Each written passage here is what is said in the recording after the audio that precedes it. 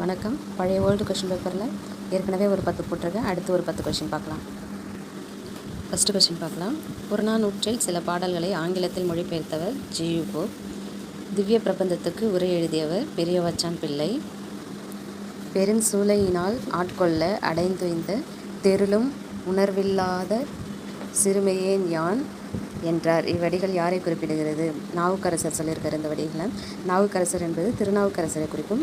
இங்கே சூளையினால் என்பது சூளை நோய், வயிற்று வலி நோய் வலியை தான் இங்கே சூளை நோயின்னு கொடுத்துருக்காங்க.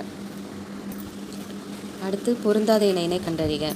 ராஜராஜ சோழநூலா ஒட்டக்கூத்த, திருவேங்கட தந்தாதி பிள்ளை பெருமாள் ஐயர், மதுரை கலம்பகம் குமரகுருவர், முக்கூடர் பல்லு. இதுக்கு ஆசிரியர் பேர் கிடையாது, ஆனால் அதில் வேறு ஒருத்தர் பேர் கொடுத்துருக்காங்க. அதனால் இதுதான் பொருந்தாத ஒன்று.